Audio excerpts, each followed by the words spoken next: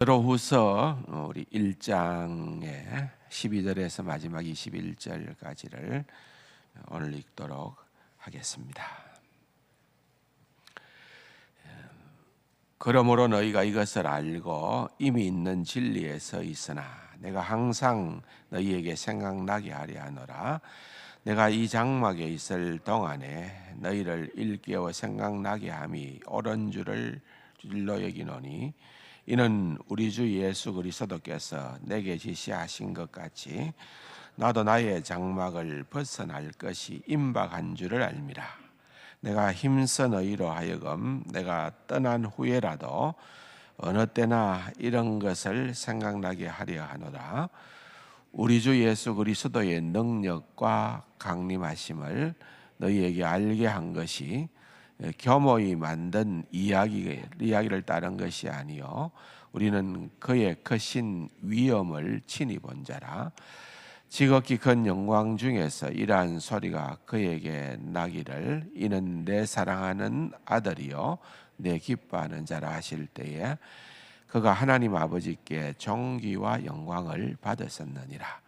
이 소리는 우리가 그와 함께 거룩한 산에 있을 때에 하늘로부터 난 것을 들은 것이라. 또 우리에게는 더 확실한 예언이 있어 어두운 데를 비추는 등불과 같더니 날이 새어 샛별이 너희 마음에 떠오르기까지 너희가 이것을 주의하는 것이 옳으니라.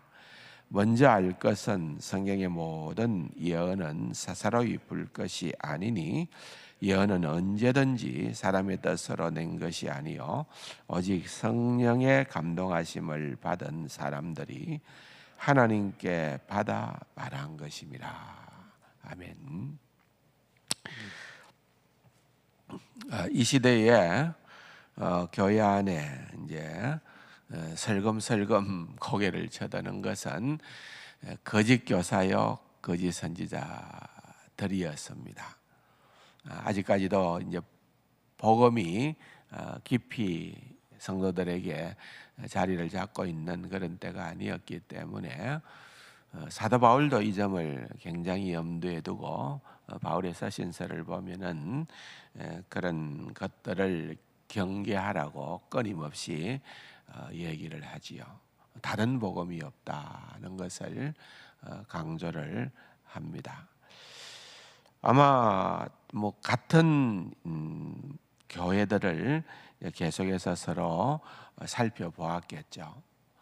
베드로도 그가 교회를 보면서 우려했던 사실 가운데 하나는 그 예수님에 관한 것들, 탄생으로부터 부활 성천까지의 그 예수님의 그 모든 사역에 대하여서 그것이 꾸며낸 이야기지 실제가 아니다라고 그렇게 주장하는 그런 무리들이 교회 안에서부터 비롯되어진 것이죠. 그러다 보니까 베드로는 이것은 어떻게든 정말 막아야 되겠다 생각을 해서 그가 강조하는 것은 예수 그리스도에 관한 이 모든 것들이 어떻게 사람이 머리를 써서 교묘히 만든 것이 아니고 그것은 일단은 나를 위시하여서 또한 많은 사람들이 친히 본 것이다. 봤다는 거예요. 봤다. 그 봤다는 거에는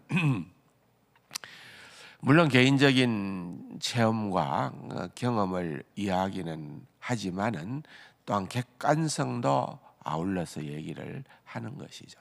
나만 본 것이 아니고 이 봤다는 것에 대하여서 동일한 증인들이 있다는 거죠.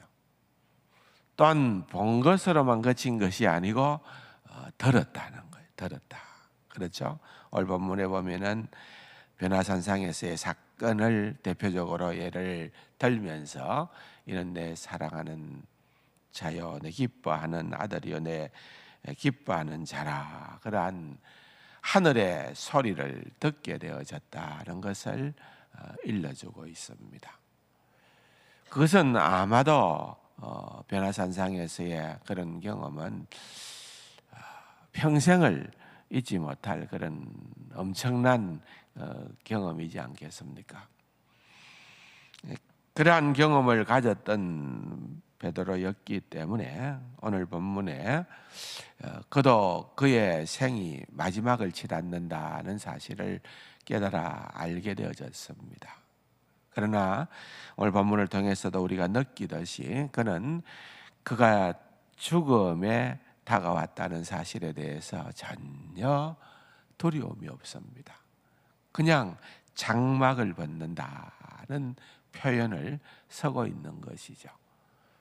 어떠한 두려움과 어떠한 공포도 없는 것이고, 또한 언제나 초대교회의 성도들이 그랬던 것처럼 재림에 대한 소망과 확신을 또한 가지고 있었던 그러한 인물이 또한 베드로였던 것입니다. 그래서 그는 결코 후회함이 없는 인생을 살았던 것이고, 오늘 이 본문을 통하여서도 볼 때에 정말 마지막 권면이죠. 마지막 권면. 이거는 너희들이 꼭 기억을 하라. 그렇게 얘기를 하고 있는 것을 볼 수가 있습니다. 그러면서도 이제 그가 강조하고 있는 것은 19절 이하의 말씀입니다. 개인적인 체험도 너무나도 놀랍고 너무나도 잊을 수 없는 그러한 것들이지만은 그것보다 더 확실한 것이 있다. 그것이 뭐냐? 결국은 진리의 말씀이다는 것입니다. 그래서 너희들은 늘 이 진리의 말씀에 머물러 있어야 되고 기억해야 되고 또 기억하는 대로 삶을 살아야 된다는 것을 얘기를 하고 있는 것입니다. 기독교가 그렇다는 겁니다. 우리가 가진 신앙이 바로 그렇다는 겁니다. 우리의 개인적인 그러한 신앙적 경험이 아무리 뛰어나다 하더라도 그것은 하나의 어떤 보조에 불과한 거죠. 가장 중심에 두어야 할 것은 하나님의 말씀입니다. 어제 우리가 본문을 살펴보면서 그리스도인의 성숙의 문제를 신의 신성한 성품에 참여하는 자가 되어야 할 것에 대하여서 베드로의 권면을 살펴보았습니다만은 그 모든 것들의 기초가 되는 것은 결국은 말씀이다. 말씀으로 돌아오는 거예요. 하나님의 말씀 외에는 다른 것이 없다라고 하는 것. 뿐만 아니라 아무리 말씀으로 돌아온다 하더라도 그 말씀을 여기에 본문에 보면은 사사로이 불 것이 아니다. 그 의미가 뭔지는 충분히 이해가 가시겠죠. 내 중심으로, 내 개인적으로, 내 유익과 나의 필요에 따라서 뭐라 그럴까요? 아전인수격이라 그러나요? 그런 것들이 다 사사로이 분다는 거예요. 그렇게 풀 것이 아니라 너희가 알 것은 성경의 모든 예언은 사사로이 풀 것이 아니고 또한 사람의 뜻으로 낸 것이 아니고 하나님의 뜻으로 하나님의 의도하심을 밝혀놓았다는 거죠. 그거를 깨닫기 위해서는 이 하나님의 말씀이 성령의 감동을 입은 자들이 오랜 세월들을 통하여서 그러한 전통과 공동체 안에서 그렇게 기록되어져 있는 말씀이기 때문에 내가 개인적인 주관을 가지고 그것이 아무리 설득력이 있다 하더라도 그렇게 풀어서는 되지 않는다. 한국 교회와 성도들이 세계 그 어디에서도 찾아볼 수 없는 신앙적 열심들은 분명히 있습니다. 그럼에도 불구하고 우리에게 있어서 또 수많은 이단들이 존재하는 이유가 바로 여기에 있는 것입니다. 하나님의 말씀에 사사로이 푸는데 넘어가 버리는 거예요. 그래서 우리는 더욱더 하나님의 말씀을 전체적으로 봐야 되고, 또한 기독교의 오래된 전통 가운데에서 굳건히 다져온 그게 하나의 결이라고 볼 수 있는 거죠. 신조요 결이라고 볼 수 있는, 내가 뭐 새로운 것들을 발견하여서 내가 무언가를 새로운 주장을 하는 것이 아니라 이미 하나님의 말씀이 견고하게 다 오랜 세월을 통하여서 신학적인 논쟁을 통하여서 교리화되어지고, 또한 그런 것들이 잘 체계화되어져 있는 거예요. 기독교만큼이나 문서적으로 완벽하게 수많은 책들이 준비되어져 있는 그런 종교는 없습니다. 그렇기 때문에 뭔가 지금 내가 새롭게 무엇을 하는 것보다 지금까지 오랫동안 되어져 왔던 것들을 다시금 돌아보는 것, 결국은 말씀으로 돌아가는 것, 그것만이 우리에게 있어서 얼마나 중요한 것인지 모르는 것입니다. 사랑하는 성도 여러분, 오늘 베드로는 그가 유언서라고 할 수 있는 이 베드로 후서를 남기면서 결국은 그가 그 어떤 것보다도 우리들에게, 그 다음 2장에서부터 보면 본격적으로 등장하는 거짓 선지자들 이야기를 하고 있지 않습니까? 그 모든 거짓들로부터 우리가 굳건히 설 수 있는 것은 오직 말씀 밖에는 없다는 것을 우리에게 일러주고 있습니다.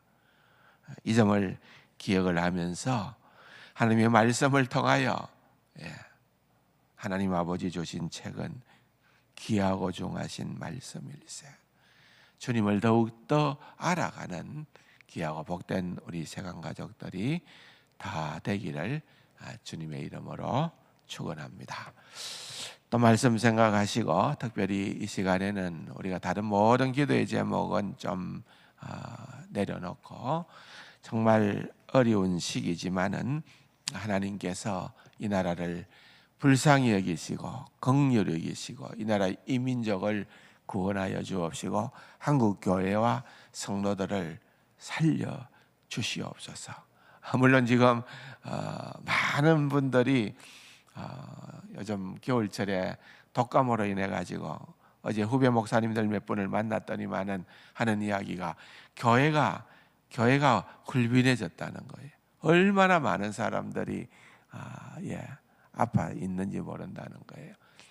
그러나 그런 육신적인 질병도 문제이지만은 이제 영적으로 우리가 더욱더 하나님의 말씀으로 다져지고 다시 한 번 더 우리에게 주어진 귀한 사명을 감당할 수 있는 한국교회와 성도들이 되고, 이 나라를 하나님께서 더욱더 불쌍히 여기시고 긍휼히 여기시고 구원해 달라는 그러한 소망을 가지고 우리가 간절히 기도하고 각자 개인적인 기도의 제목을 가지고 기도하시다가 돌아가시겠습니다.